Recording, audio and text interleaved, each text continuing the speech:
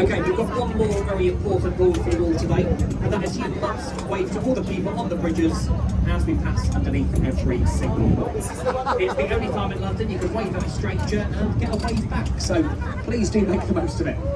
So let's give a wave to the people up here on Westminster Bridge. Hello! There we go, lovely stuff. Just do bear in mind, if anyone does wave back to you today, they're definitely not from London.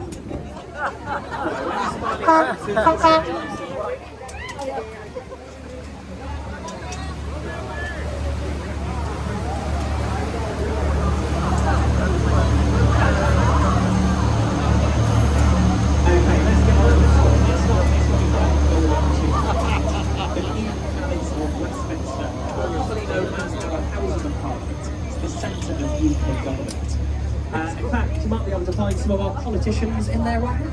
Do feel free to give them a wave as we go past, or any other hand gesture you deem appropriate. I certainly won't judge. We call the building the New Palace of Westminster, as there was an old palace. The old palace used to be home to the monarchy up until Henry VIII. He relocated during his reign and handed the old palace over to government. That established the very first medieval Houses of Parliament. They were on this site up until 1834, and the Exchequer at the time thought it would be a good idea to burn 2 cartloads of wooden tally sticks under the floors of the building. He ended up causing a huge fire, burning it all down to the ground.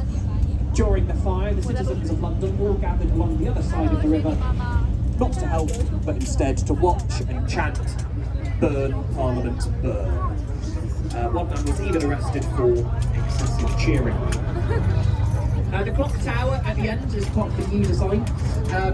It's one of our most famous landmarks in London, so I'm sure you can all make a guess at the name of that tower. Big Ben, I hear you all shout. I have to tell you that is wrong. I can't hear a correct answer over here. Yeah, if you're saying the Elizabeth Tower, you're absolutely spot on. The name Big Ben is, of course, just the name of the 13-ton bell inside the Elizabeth Tower. Now, we think that name Big Ben comes from a man named Benjamin Hall. He was the chief commissioner of the works when the bell was installed. Apparently, Benjamin was a very loud, round-shaped man who was not very nice to his workers. And they all decided to name their very loud, round-shaped bell after him. Let's just be grateful his name wasn't changed.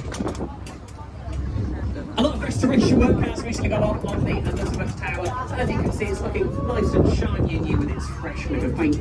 Let's give another wave to the people up here. Hello.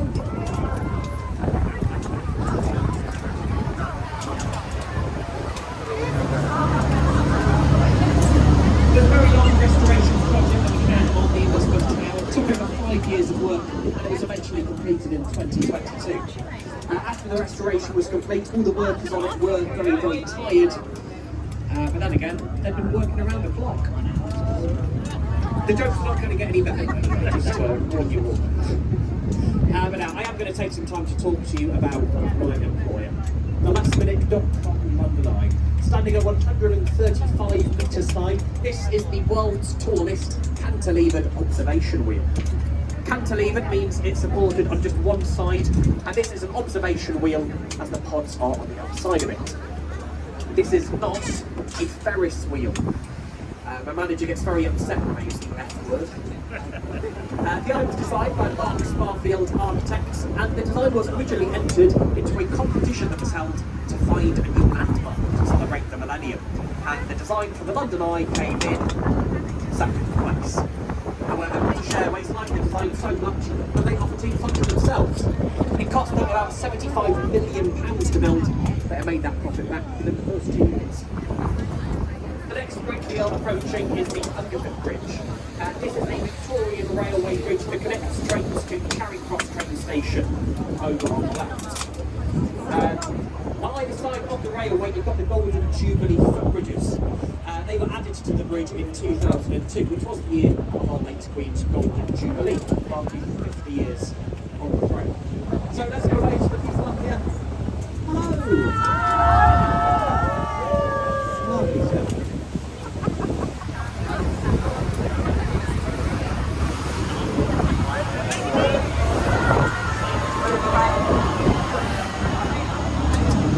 This area has almost is our Southbank Centre had its origins as a festival of Britain 1951. It was intended to speaking tonic to the nation after World War II. The main building that stands from the festival is the Royal Festival Hall, currently lit up with huge concert venue there, on top of the London Philharmonic Orchestra.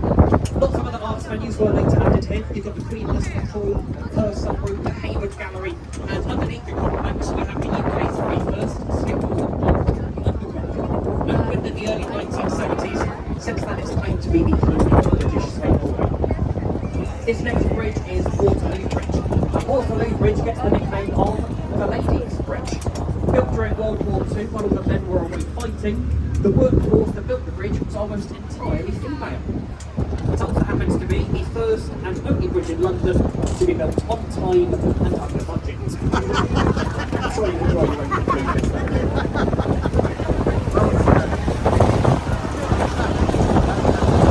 This building too is our Royal National Theatre.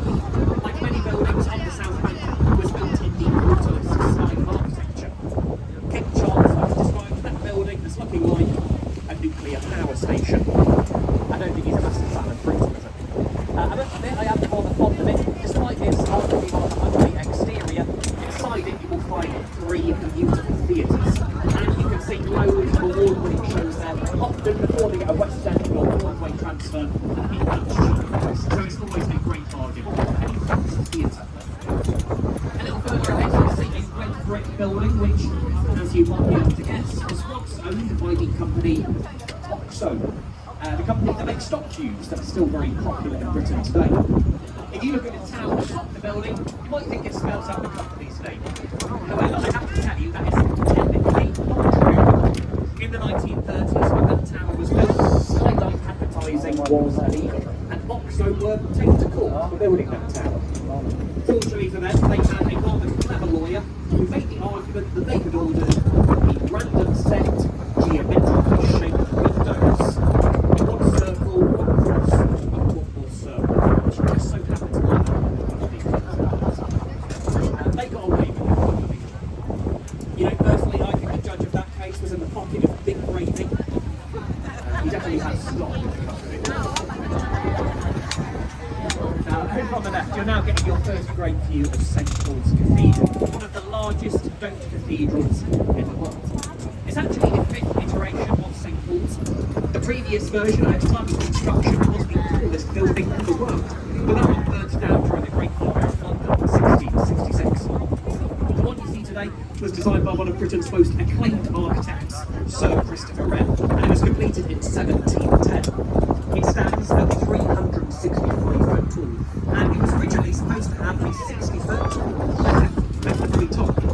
At the time, pineapples were a symbol of wealth due to how rare and exotic they were. Christopher Wren very keen on including them in his architecture, but someone else must have stepped in and said, no, you can't stick a giant piece of fruit up there, so they settled for that more traditional cross instead. But I'll talk more about St Paul's Cathedral a little further on once we are through these bridges. These bridges we're about to go under are Blackfriars bridges, and we have got 2.5 bridges here. You will soon see what on earth I mean by that. Hello.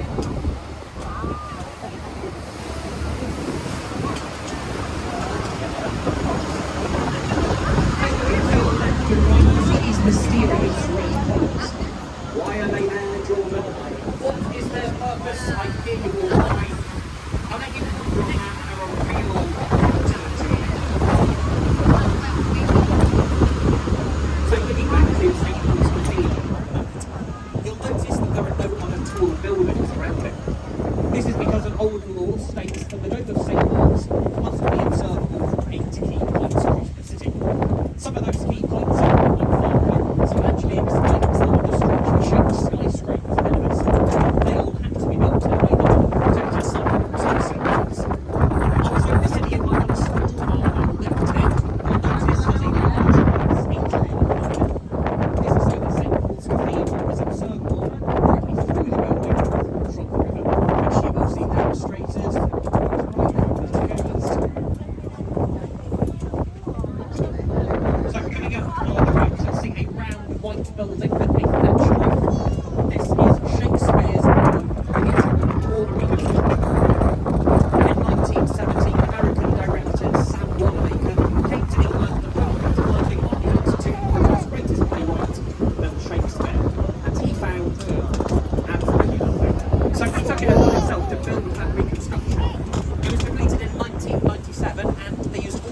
the Elizabethan construction methods as the original.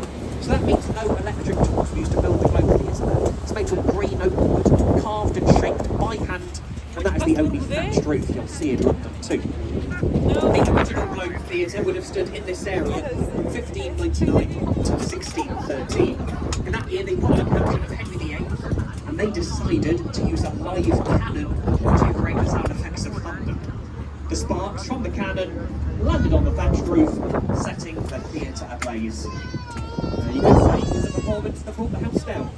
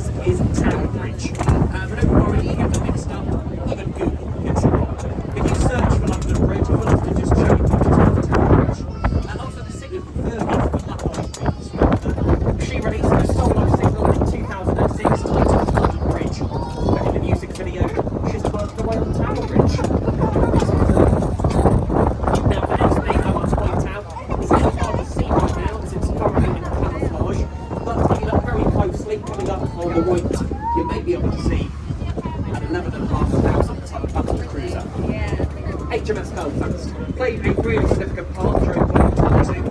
It assisted in sinking German battleship Sharp Water and was one of the first ships to fire at D-Day landings.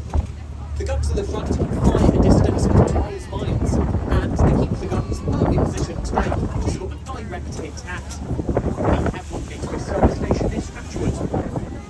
Why we do not know, but they really are quite important. Over on the left, you've got the Tower of London, one of the most impressive fortresses in the UK. Established by William the Conqueror in 1066, it's had many functions over the past millennia. But I'm going to talk about the Tower of London once we've turned around. As we are now approaching Tower Bridge, quite exciting. I'm going to move to the back of the boat so you can get a good photo of the bridge down here. Just once again, do stay seated whilst taking your photos. Please do stay in your seats. That will ensure everyone around you gets a good view too. Most importantly, the Tower Bridge, designed by Horace Jones, built in 1894, is a bascule bridge between the two parts of the middle that lines up the bridge. So please do stay seated whilst taking your photos. Thank you. In its opening year, these bascules would have opened around 6,000 times within the 1 year alone. They open less frequently nowadays, maybe once or twice a day, if you're lucky. It has opened a couple of times today, unfortunately. There was an old famous legend which claims if you wave to the people up there and receive a wave back, you'll have 5 years good luck for the entire boat. So everyone cheer and wave now. You can get a wave. There we go, lovely stuff. See that couple waving back? That's marketing peak. We paid them £5 But that is a real Edwardian legend. As seen as believing the city. This is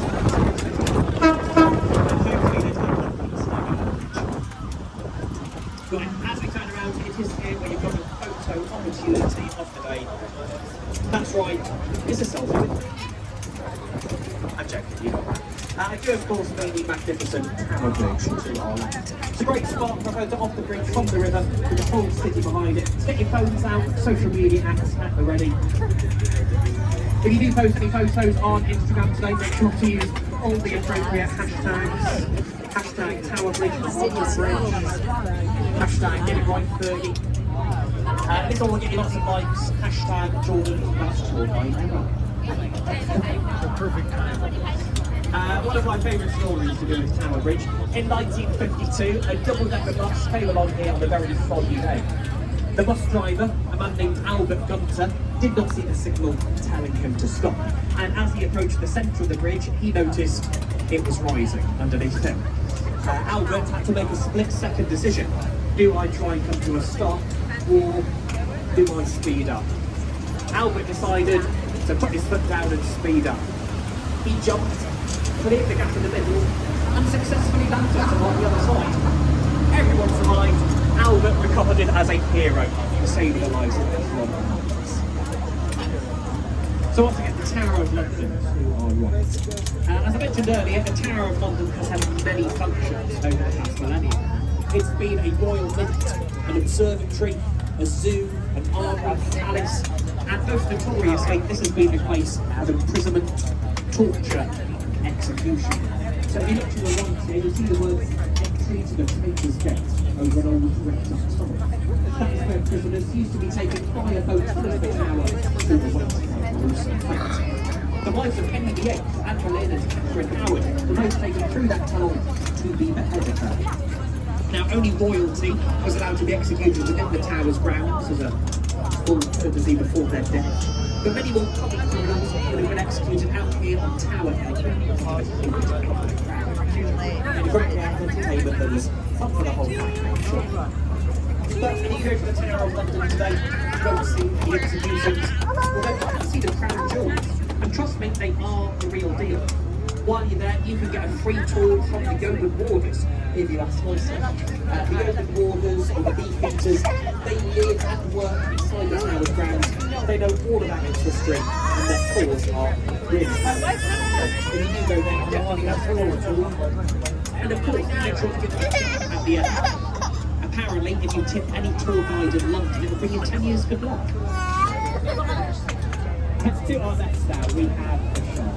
This is the tallest building in Western Europe. Designed by Italian architect Renzo Piano, built in 2012. It stands at 309 metres high, which is actually as tall as aviation laws will allow in the UK. I will admit that the Shard is not a perfect building. It does have a lot of flaws. Well, 95 flaws, to be precise. It was 96, but that's another story. Inside the Shard, they've got offices, bars, restaurants, a 5-star Shangri-La hotel, and they do have a couple of apartments at the top. Last time I checked, one of the apartments up there was selling for £43 million. So just to let you all know, if you are planning on buying one of those apartments, I am single, I'm looking for a new place, please leave me a note at the end of the tour. And of course, there are lots of other tall buildings on the right as well. We've got the walkie-talkies, the cheese grater, the scalpel, the pineapple gherkin. We do like to get some really strange strong buildings. Yes, the scalpel is the one that comes to the point. Actually, technically, the scalpel is the only one that counts as a skyscraper other than the Shard, because in order to be a skyscraper, it has to come to a point. The scalpel is the only one. But we are now coming back to London Bridge, an unimpressive slab of concrete. There's been a version of London Bridge in some form or another on this spot for about 2,000 years. The Romans established the very first wooden bridge here. We later had a medieval stone bridge on the front. That one was a really menacing structure with 7-storey buildings on top of it and heavy subterranean gates. The medieval version of London Bridge lasted for over 600 years until it was replaced by the Victorians. We then had Victorian London Bridge here up until the 1960s. What we noticed is this structure. So, we had the George Peter Pollock, an American gentleman, who gets the London Bridge. He claimed he was very fond of Victorian London Bridge, so he bought it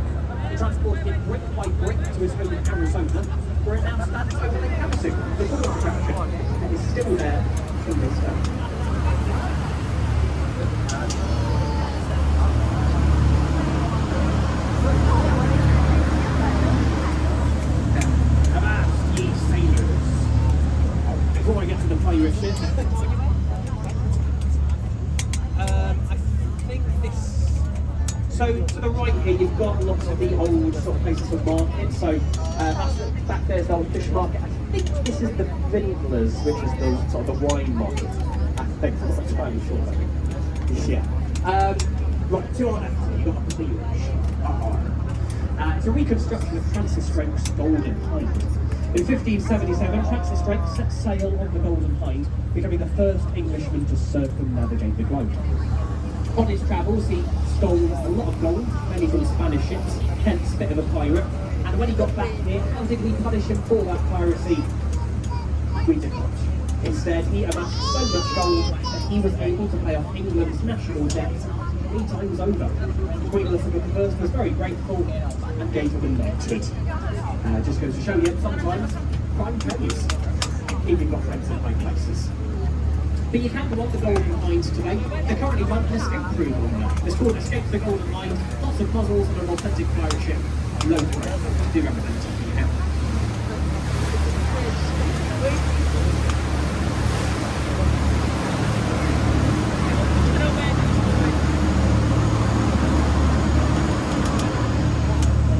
This next bridge ahead of us is Southwark Bridge, built in 1921 in the Art Deco style. Today, Southwark Bridge gets the nickname of the Lonely Bridge. And again, we call it the Lonely Bridge as it gets the lowest footfall out of all the bridges in the city. It connects nothing of interest on the left to nothing of interest on the right, and Google Maps generally avoids it. So anyone you see on this bridge today is lost. It's also the only bridge in the city which is still slipped. By that I don't really like the big sort of bridge. I mean, the lights are powered by gas, so it makes it very romantic walking in the evenings, even if you've got a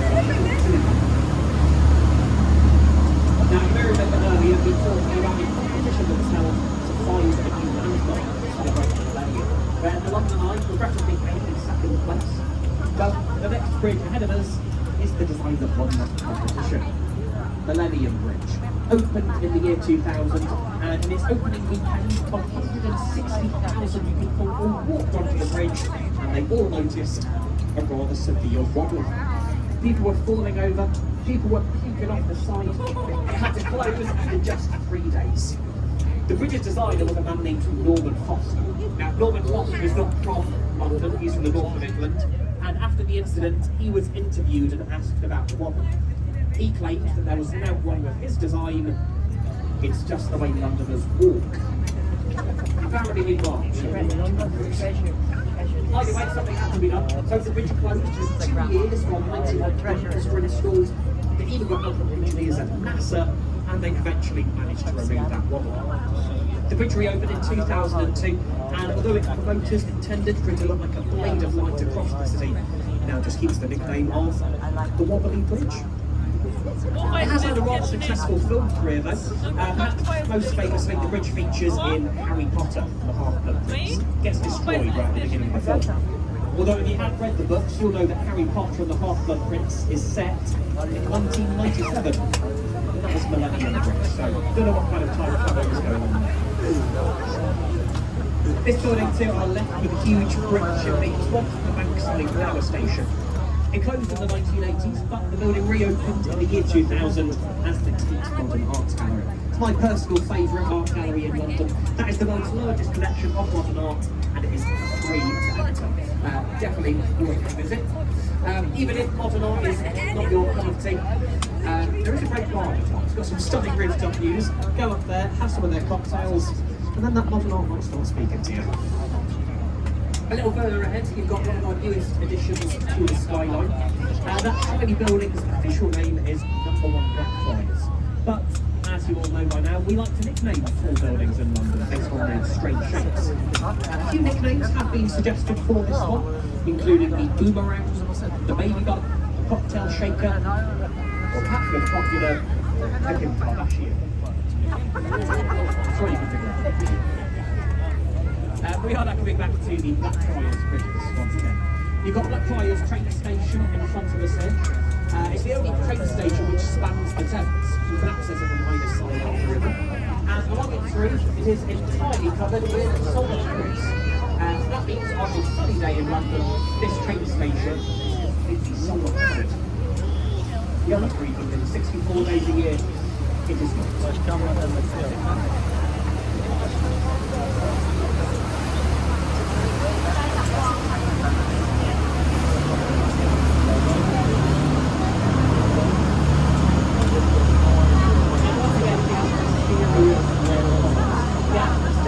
I'm sure you've been flying to know that the mystery behind why they're here, what is their purpose.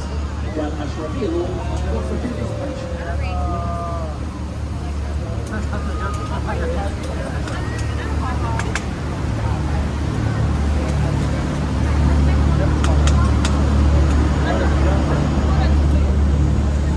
So those mysterious red columns once held up the St Paul's Bridge, which was built to hold the London to Cheltenham Dover steam railway. The bridge was built in 1885, but as the years went on, steam engines stopped heavier and St Paul's Bridge started to crumble and break under the weight of newer, heavier trains. Eventually, the bridge had to be removed, and it was replaced by the two new Blackfriars bridges on either side. However, as they were removing the old bridge, they realised that those columns were so firmly embedded in the river, the only way to remove them would be by using dynamite. However, dynamite would have likely destroyed the brand new bridges, which had just been built on either side, and they did not want to do that. So instead, they decided the best thing to do would be to paint the columns red, give them a Grade 2 listing, just hope no one notices them. We have noticed them, so now we point them out 10 times a day. You're welcome. Now, to our right there, you'll have noticed a lot of work currently going on our embankment. We are currently getting an upgrade to our sewer system. It's going to be a new super sewer. How delightful. It's a project which has been going on for several years, but I believe this section is set to be complete very, very soon, hopefully by the end of the year. The new sewage pipe is so large you could drive 2 double-decker buses side by side through it. Sounds like the worst bus route in the world. The original Victoria embankment behind it here has its origins in about 1857. Over the 19th century, the population of London rapidly grew. And with that, we saw a huge increase in the amount of raw waste going directly into the river unfiltered. In 1857, we had a very hot summer, causing all that waste to ferment, leading to an event known as the Big Stink. There were outbreaks of cholera across the city. Even the members of Parliament noticed the stench coming through the windows, and as ever, it took for the problem to reach the politicians on a personal level until they actually bothered to do anything about it. So at that point, they hired a man named Joseph Bazalgette, a civil engineer, to design the Victoria Embankment, and it massively improved how sewage was filtered in London. It is partly thanks to Bazalgette's embankment that the Thames today has become one of the cleanest urban rivers in the world. I know you were not thinking to look at it, but trust me, it really is. The dark, murky colour of the water actually comes from the strong tides. Those tides flush up all the sand and sediment at the bottom, giving it that brown, murky appearance. But the water itself is much cleaner than it looks. In fact, we have over 125 species of marine life that live in the Thames. You will find seahorses, seals, porpoises. Quite recently, there have been sightings of dolphins floating around here. And in the past, there have even been sightings of whales and sharks in the river too. Yes, there really are sharks in the Thames. You've got the taupe shark, which can grow up to 6 feet in length, and another species called the spur dog, which is venomous. So, one good reason not to go for a swim. Now, it's a little hard to see in the dark, but along the wall of the embankment, there are several green lion heads with rings in their heads. Those lion heads are old Victorian mooring points, somewhere to tie up your boat, but they were also used as an old flood detection system. There's a little rhyme that goes with these lions, and it goes something like this.